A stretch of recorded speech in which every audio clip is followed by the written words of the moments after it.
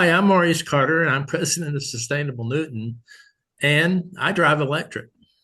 And so do my friends Florian, Sarah, and Tamara, who serve with me on the Sustainable Newton board. And so we thought it would be helpful to spend a few minutes with you talking about our experience with our electric vehicles, and particularly with gas prices being in the news a lot these days. I've gotten kind of used to driving by and not looking at the price, but we can't avoid the reality now that it is hitting people's pocketbooks. So I just want to start though before we go there with to ask you guys, just tell me, when did you start driving electric, and what are you driving now? Well, I'll go first. I started driving electric in 2019 and started with a Volkswagen e-Golf that only got 150-mile range. And then I went to the VW ID4 when it came out in 2022. And just recently in 2026, I switched to a BMW i4. So and my husband Randy has a Ford Lightning. So altogether, I've driven four EVs on a regular basis. By far our most experienced electric member, I think. I started, or my husband and I got a Chevy Bolt in 2020. That's when we first started, and sadly, someone T-boned him, and so we had to get a second one, and we ended up getting the exact same vehicle, and we got a 2021 Chevy Bolt. So we've been driving two vehicles, but the same one since 2020, and on a good day and dependent upon on what season of the year is, we get a little over 300 miles on a charge. Maybe the most we've gotten up to is like 325, 340. Very good. I think we're newest to the game then. We purchased the Chevy Equinox November 25, no, 24, November 24. So a good bit over a year now, our experience with it. It still says, and it's when we charge it to 100, that the range is a little over 320 miles, 320 miles. We have never used that fully, but we've done cruises to up to 250 miles on a charge, and that's basically what you're at when you're at 80% charge. So a 200 mile range is pretty good for us. Yeah. Well, I drive a 2023 Audi e-tron, which I purchased in 2024, shipped from Germany in 2023. That's actually it in the background with the hatch off. But it's mid-size SUV. I mean, it's just the perfect size for me and my wife to use for normal around town stuff.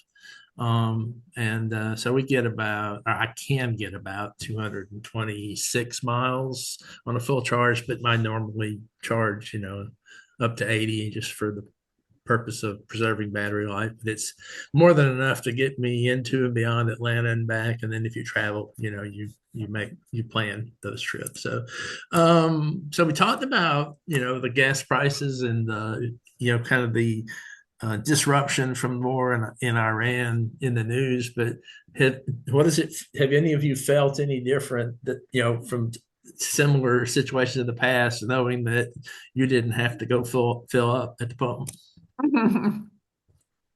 I'm very happy that I don't have to fill up at the pump. My husband, I didn't say that. My husband drives a hybrid. He drives a Ford Maverick, which is a hybrid. So we still have to go to the pumps occasionally.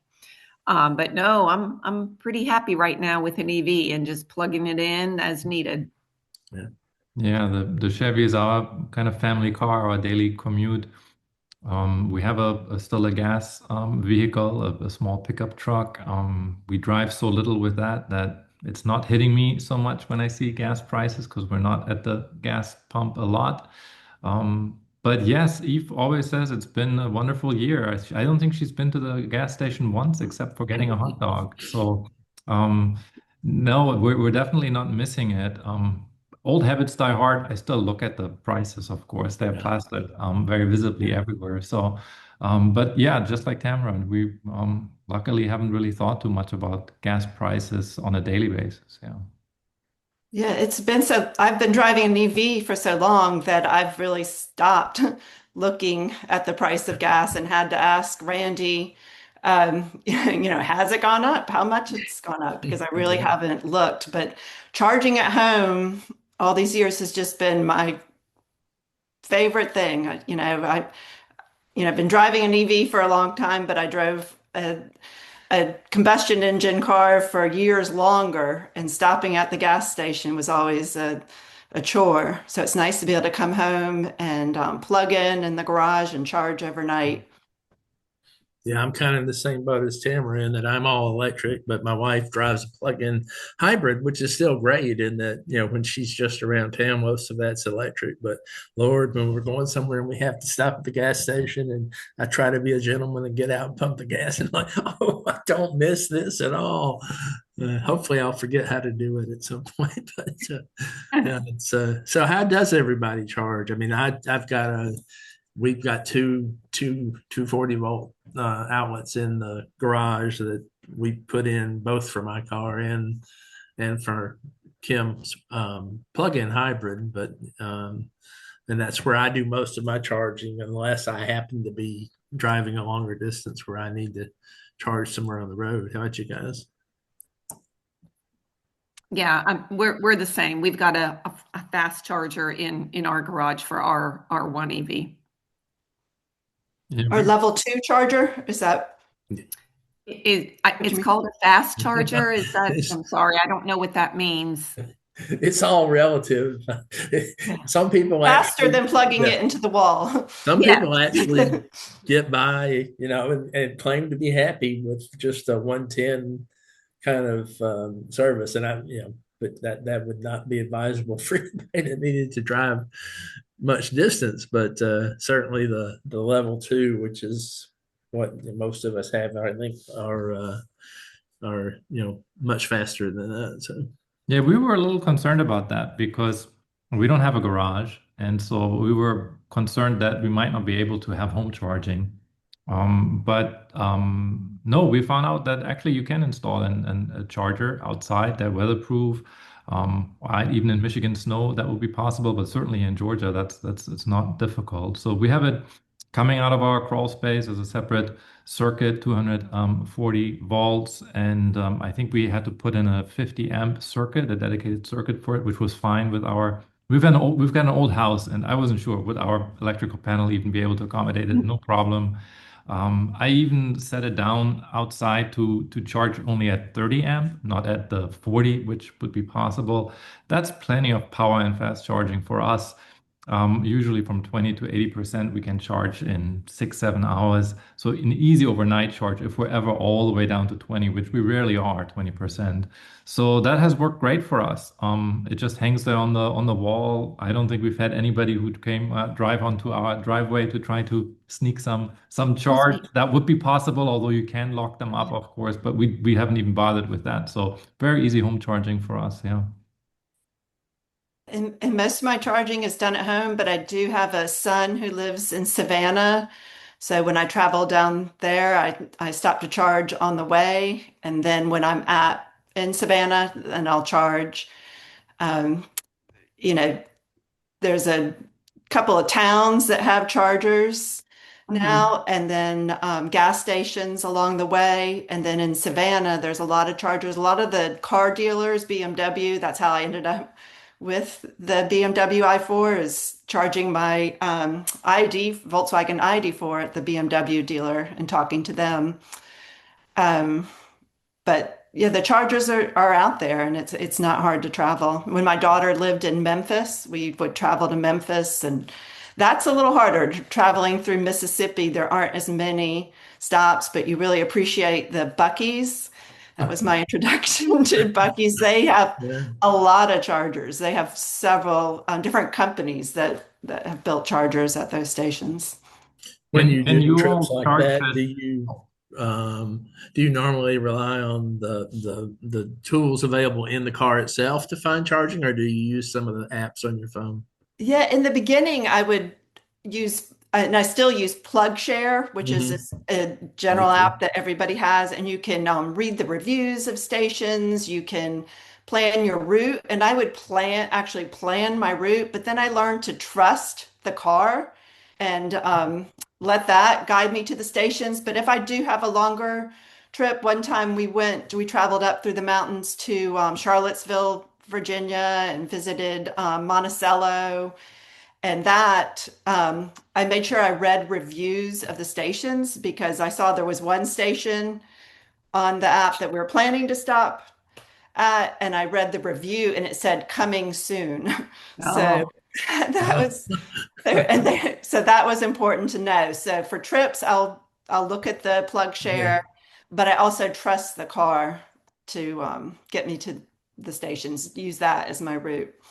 It's funny because I mean, again, most of my charging's at home, and but when I have taken the car on trips and needed to stop, usually I'll say, well, why don't I just plan to stop here and I can have lunch? And so I stopped at a Chick-fil-A on the way to Columbus, and you know, before I could even finish my food, the car was done. And so I had to get up, go outside, and move it. So it's like people think you'll be waiting. Actually, I wished it would have gone a little slower. So I don't think the wait time is quite what people like to say it is. One of the, because I manage the social media, all of our social media profiles for Sustainable Newton, I'm online more than any healthy person should be. But, Mhm. being an environmental kind of nonprofit, of course, then we're attracting that kind of conversation. But for the longest time, the chatter online was sort of the people who just hated EVs and were never going to get one arguing with the people who had one. And, I stay out of that stuff. But I've seen a very noticeable shift in the last few weeks that, those who have electric vehicles are expressing gratitude, with what they're not having, but they're not doing it in a negative way. They're just saying, I'm so glad I did this. And then, but the second group that's very intriguing and why I suggested we have this session is the one saying, well, I'm considering it, what do you recommend, which is sometimes hard to do in a social media kind of exchange, but I try to share, things that we've all learned collectively. But um, you know, it's not simple. Obviously, of course, you want to tell somebody, well, understand your driving habits and so forth, and where you can charge. What advice would you give to people? Well, first of all, a question would be: have you had friends ask you, curious, asking questions about either just to understand it or because they're interested in getting one themselves? oh yeah, absolutely. At the Y, people stop and ask me, "Oh, that's an EV. What does that mean?" And "Oh, you have to plug it in. What does that mean?" And so I try to allay, I'm honest with them and tell them how many miles it goes. And I mean, I think we primarily use our Chevy for around town driving. We have driven it to North Carolina. Greg drove it home from Maryland because that's where we purchased it actually. But we're mostly around town, which is perfect because you can use so much gas just Mhm. driving around town. That's what I tell people. If you don't want one for long distance, consider a hybrid or consider one that has more charging capacity. But absolutely, people ask me all the time, and it's mostly positive. A couple of friends who want to drill baby drill just shake their head and think that I'm somebody with a two-headed monster driving this around, but those are few and far between these Yeah. days. I think people are seeing the futility of having an EV. Yeah, we don't have a garage, right? So I don't think there's a lot of visits where somebody comes to the house for the first time, a contractor or somebody who we don't see very often. They don't know we've got an AV, so they see it, and I don't think there's a single interaction where somebody doesn't mention, "Oh, that's an EV," and wants to have a conversation about it. Yeah. And as you said, Maurice, in a manner that's not trying to make a point, but really just interested in learning what the Mhm. experience is. Yeah. I feel like I got more questions early on. Now there are so many more EVs out there. the selection's bigger, but also just the number of EVs when I'm driving, that I see more. So I feel like I'm getting fewer questions than I used to get, but I'm always happy to talk to people about my EV. I guess one of the things that I've tried to convey as best I can, and again, a lot of the people I'm interacting with are online raising these questions, but there's so much that really depends on your situation and your lifestyle, and so everybody gets hung up on the range, and the range anxiety, and that's, I mean, certainly you want to be comfortable and confident that you've got it, but I was realistic when I was shopping for my vehicle, and it was at a time when the supply chain was pretty tight, so I didn't have tons of choices, but I knew I was very interested in making the switch. But 226 miles, I knew honestly that was probably a month's worth of driving for me most months now. So I didn't, it didn't need to be the sole dominating factor. But I think what is, and what I try to convey to people in some of these conversations online, is first look at your living situation. Can you, are you renting or do you own? Can you install a charger? And if you can install a charger, can you, do you have the volt? Do you have the capacity in your panel to do a 240 volt outlet in a reasonable amperage level? And so, and that's not a deal breaker. Obviously, if you live in a place where there's charging everywhere you look, or one of the apartment complexes that are being built here now quite often have level 2 charging at each building in the complex. So it's not, but I mean, people need to think,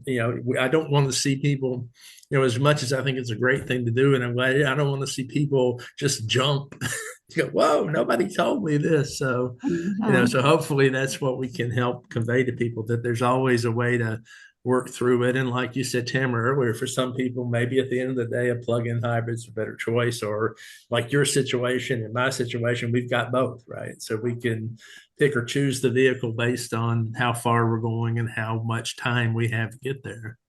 I guess one thing I think would be great to end with is, we talked about the economics and the environmental advantages of electrification, but beyond all that, what's your favorite thing? What have you experienced driving lately? You're like, man, I wish people knew this. Well, I mean, with the sorry. BMW. Okay, sorry, Florian. I guess having the BMW now, I can go in the regenerative mode, where when I use the brakes or let off the gas, it's regenerating, bringing electricity back onto the battery, or I can go in the sport mode. And most of the time I'm going around town and I go regenerate, but it is a lot of fun to go in sport mode. Yes. Very sporty car. And the Ford Lightning, they named it Lightning. It's a historic name for Ford, but also that is a fast accelerating car. And sometimes it's a little nerve-wracking riding around with Randy, because getting on the expressway is when he likes to exhibit that feature. So electric vehicles are just a lot of fun to drive. Yeah, I would say that the Chevy, the Equinox, is more of a regular car than an electric car.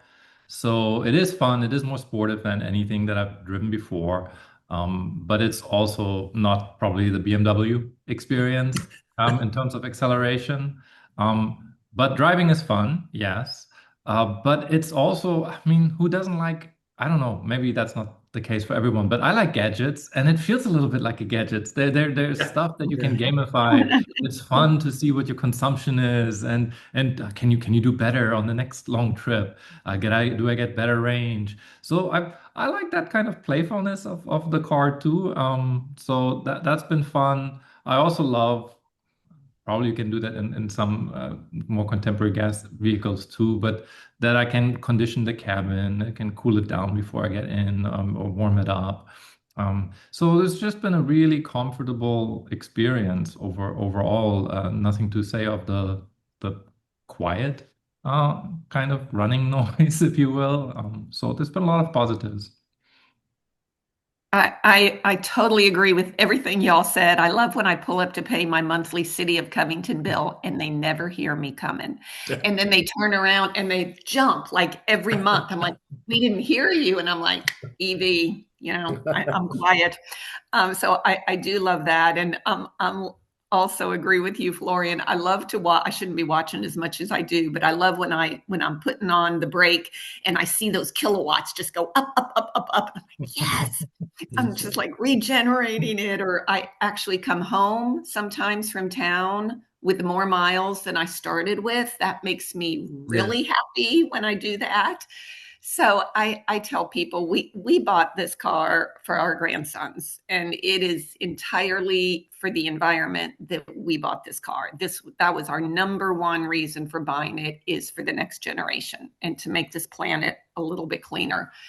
But all the perks that both of you alluded to have come along with it, because it's a fun car, and the Bolt has a lot of pickup. I was, not that we're crazy drivers, but when you get on the interstate, it is kind of nice to go fast if you need to. But I will say that we are mindful to not go over 65, and I tell actually 64, and I tell people that we're not fast drivers by normal standards, but it starts turning yellow when I go over 64, and I don't like it to go to yellow. I like it to stay green. Yeah.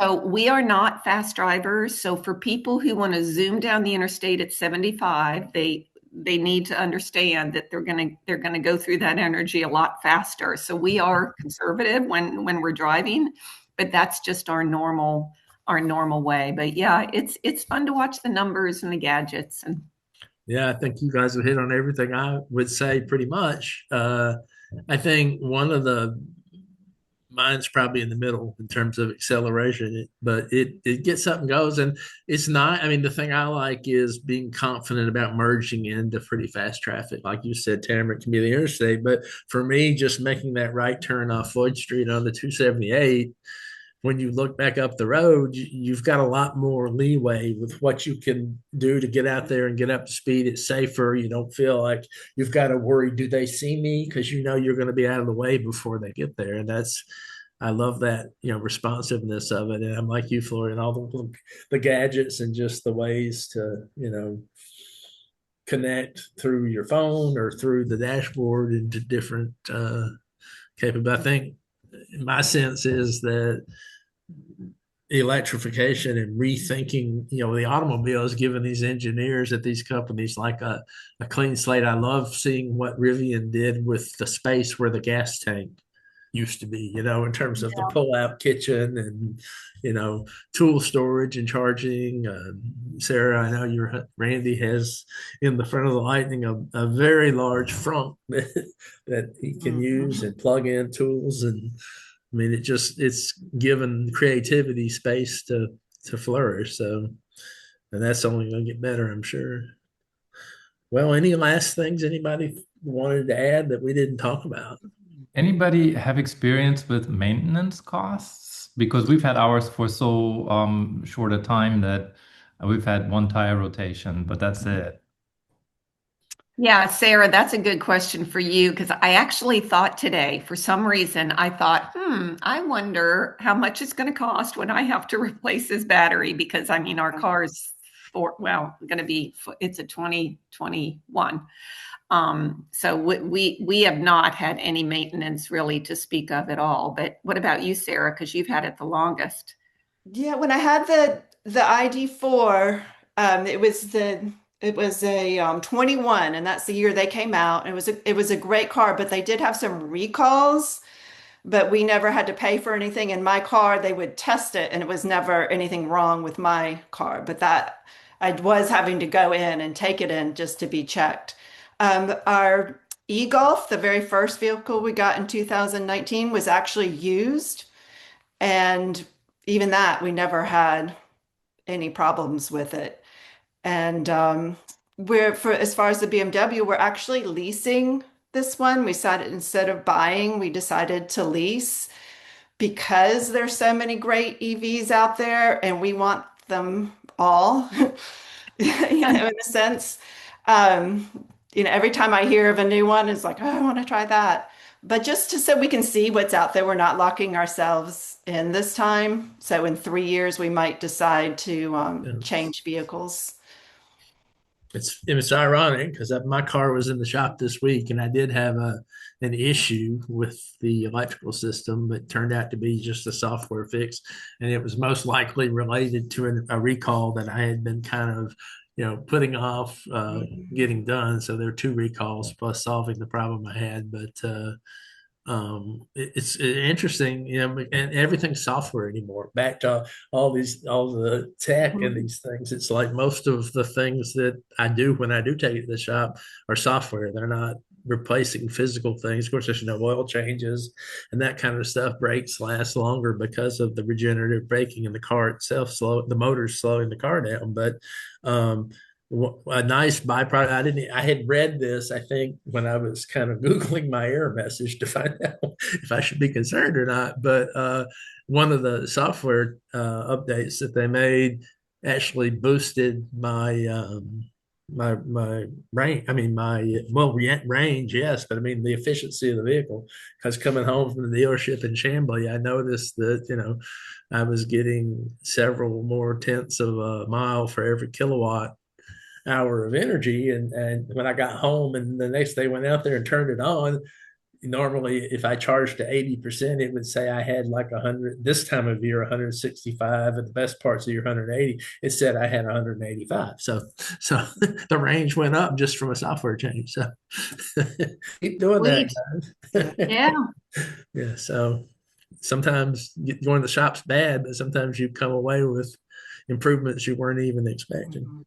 And then the warranties on the EVs are good because I think it's 100,000 miles or 8 years on most vehicles. So, Yeah. that's good protection. Mm-hmm. Yeah. And you're Yeah. not doing oil changes, you're not doing coolant, you're just tires. You would have to do Yeah, tires. tires. That's about it. Yeah. Tires occasionally breaks, but Yeah. all right. Well, hopefully this will help our friends and neighbors out there, and anybody watching. We're always just an email away, info@sustainablenewton.org, or catch us on any of the social media platforms. We're generally there. We're not TikTokers, but other than that, we're out there. So, all right. Well, thanks, y'all. Well, Enjoy. thanks for putting this together. Yeah, enjoyed the Yeah. conversation.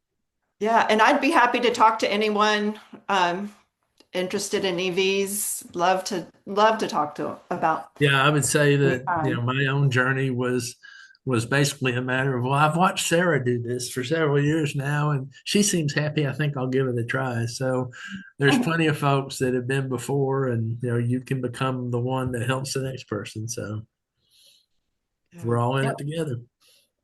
For Thanks. sure. All right. Thank you. Yeah. Bye. Thank you all.